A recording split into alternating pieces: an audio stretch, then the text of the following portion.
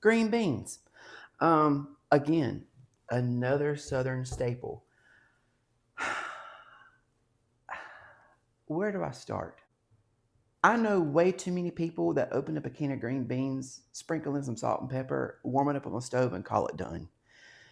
Listen, if you like that, that's no shame, no judgment. Again, you cook to your liking. In my humble opinion, a canned green bean is the texture is completely different, even compared to frozen green beans and especially to fresh green beans. So, I'm going to show you how to cook green beans that are packed full of flavor. I bet kids will like these green beans because they've got lots of flavor and the texture of them is good.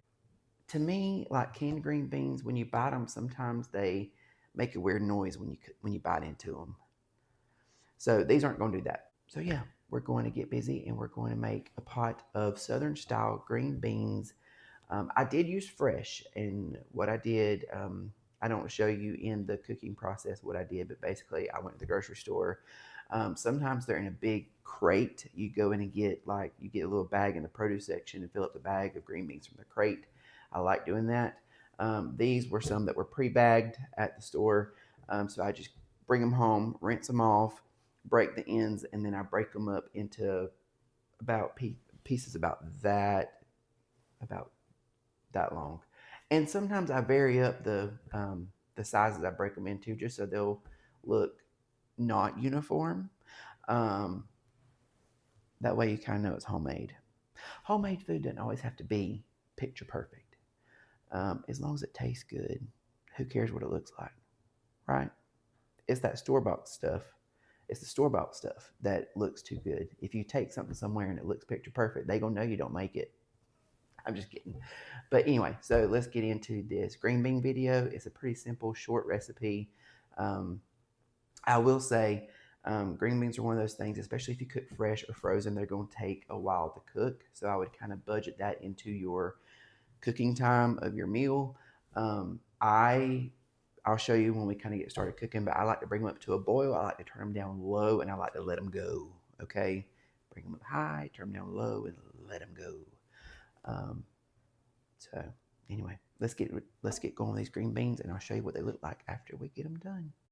Green beans need seasoning, and for us, we like to season with meat. If you are not a meat eater, you can leave this out.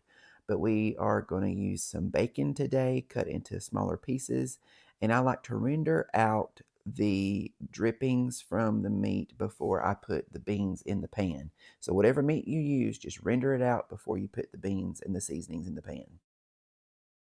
Okay, so we've got the bacon in the pan and it's rendering up nicely. And so what happens next is when all of the drippings are cooked out of the meat, I will take the green beans that I've already rinsed and broken and I'll put them over in the pan with the seasoning meat and the renderings just so they can get good and coated in those drippings. That's where your flavor is going to come from. Next, I'm going to add a teaspoon of onion powder, a teaspoon and a half of garlic powder, and some black pepper to taste. I think I put a quarter teaspoon of black pepper in these beans. Also, I don't put very much liquid in my green beans. I like to cook them on low, put a lid on them. So I don't like to drown them in water, and I don't even cook them in all water. I use chicken broth, and I use the Better Than Bouillon chicken base to make my chicken broth. I put about 4 cups of water in these green beans. So I just take the measuring cup you see there, fill it with some hot water, and dissolve a good hefty tablespoon of Better Than Bouillon chicken base in the water. Pour that over the beans, give it a stir, and then once they kind of start cooking and you can see bubbles in the pan, I turn them down low. I put a lid on that Dutch oven and I let them cook for the entire time that I'm cooking the rest of the food. Fresh green beans take time to cook, so just budget that into your cooking process. And that really is all there is to it. I let these beans cook for about an hour and a half on low, and here you can see they are jam-packed full of flavor. They're tender, they're done, and they're wonderful. But like with everything, they're better with a biscuit.